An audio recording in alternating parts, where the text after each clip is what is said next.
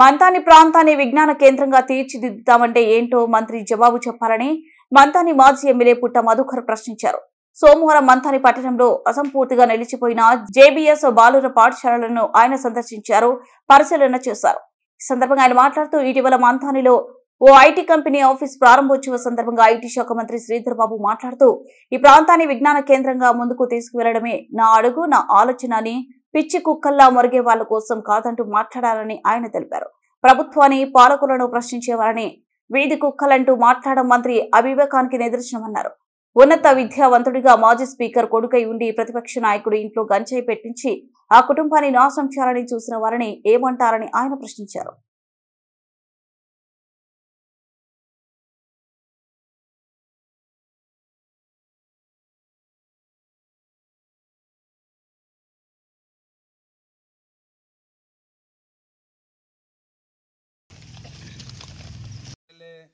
దుద్దిల్ల శ్రీధర్ గారికి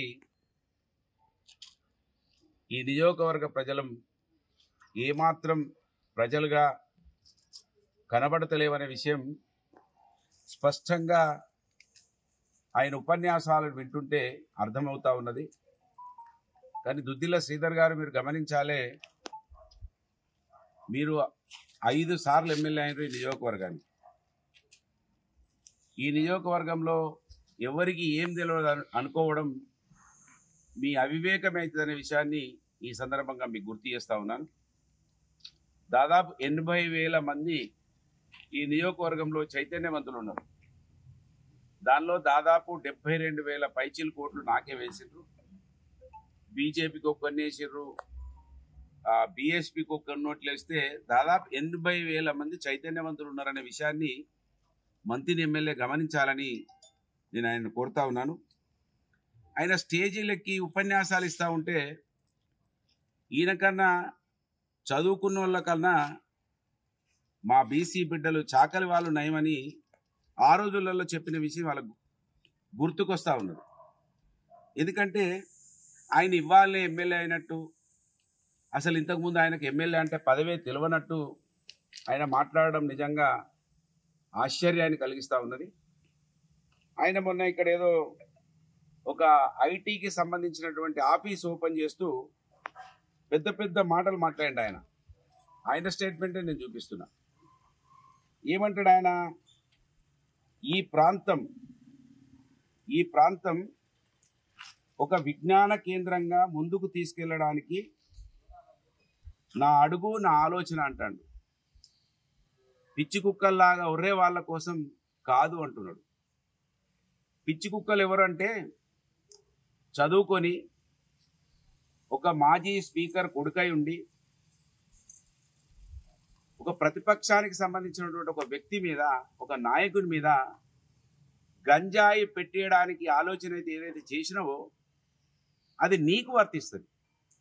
కనుక మాట్లాడిన వాళ్ళను పిచ్చి కుక్కలని మాట్లాడడము, నీలాగా గంజాయి పెట్టి వాళ్ళ కుటుంబాలను మొత్తానికి నాశనం చేయాలని ఎవ్వరు చూడడం లేదు. అది నువ్వే చూసినావు, రికార్డెడ్ ఎవిడెన్స్ ఉన్నది. నీ మీద కేసు బుక్ అయింది. కనుక ఇవాళ నువ్వేమంటున్నావు, విజ్ఞాన కేంద్రంగా తీర్చిదిద్దామంటున్నావు. నేను ఇక్కడ జేబీఎస్ స్కూల్ దగ్గర నిలబడి ఉన్నా. ఇది మా ప్రభుత్వం, బీఆర్ఎస్ ప్రభుత్వం ఉన్నప్పుడు మన ఊరు మన బడిలో దీన్ని శాంక్షన్ చేసి పూర్తి చేసినాం. కనీసం ఇక్కడ ఒక బాత్రూమ్ కట్టించి దీనికి కలర్లు వేసి ఈ పిల్లలకి ఇది ఉపయోగంలోకి తీసుకురావడానికి కనీస ఆలోచన లేని జ్ఞానహీనుడివి నువ్వు.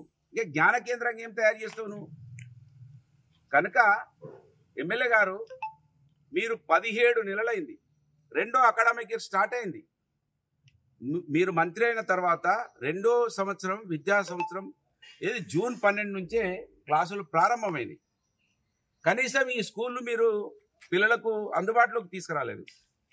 ఏం విజ్ఞాన కేంద్రంగా చేస్తావు నువ్వు విజ్ఞానవంతులు అనుకొని నీ అంత అవివేకులు లేడనేది ఈ సమాజం గమనించాలి.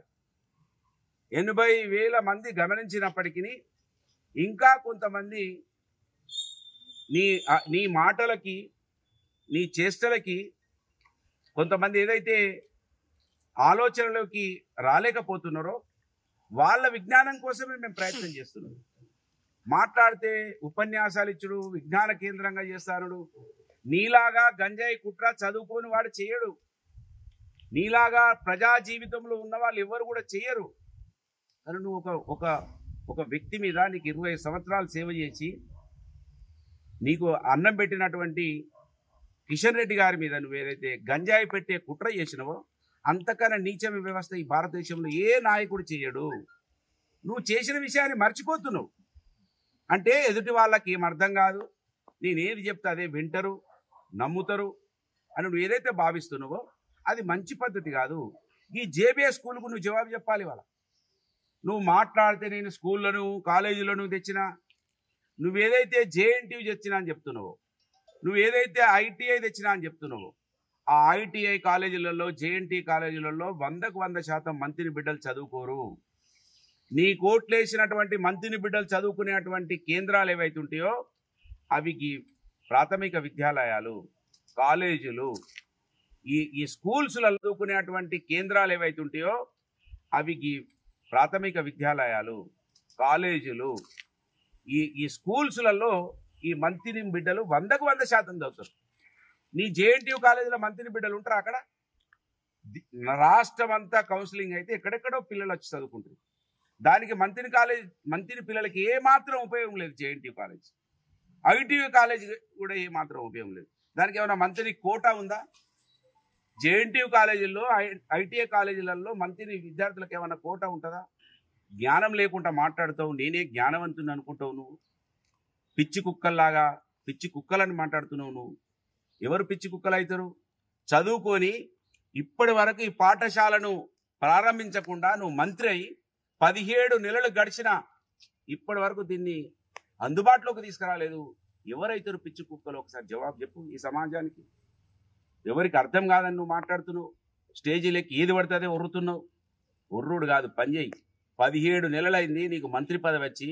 ఇవాళే మొదటిసారి నువ్వు మంత్రివి కాదు, 3వసారి మంత్రి పదవి నీకు చేతులకు ఇస్తే ప్రజలు ఏం చేస్తున్నావు నువ్వు? మంత్రి నడుబెడ్డులో ఉన్నది జేబీఎస్ స్కూల్. ఇంకా గ్రామీణ ప్రాంతాల్లో పరిస్థితి ఏ విధంగా ఉన్నదో ఈ సమాజం అర్థం చేసుకోవాలి. 2 సంవత్సరాలు 2వ అకాడమిక్ ఇయర్లో కూడా నువ్వు దీన్ని అందుబాటులోకి తీసుకురాలేదంటే నువ్వు ఇంకేం విజ్ఞాన కేంద్రంగా తయారు చేస్తావు? ఇంకే గొప్పలు చెప్తున్నావు. ఇదేనాడు విజ్ఞాన కేంద్రంగా తయారు చేస్తారట. బుద్ధి ఉందా? జ్ఞానం ఉందా?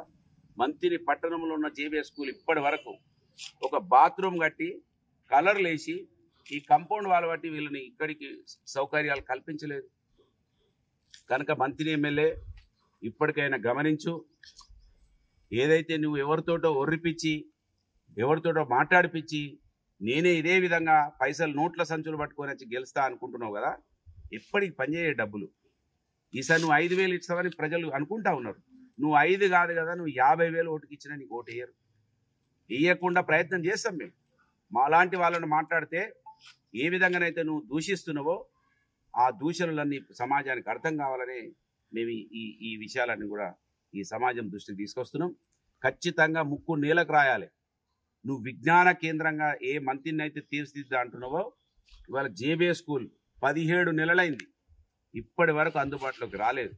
మేం చేసిన పనులనే పూర్తి చేస్తున్నావు. నీ ముఖానికి ఇంకేం కొత్త తెస్తావుగా?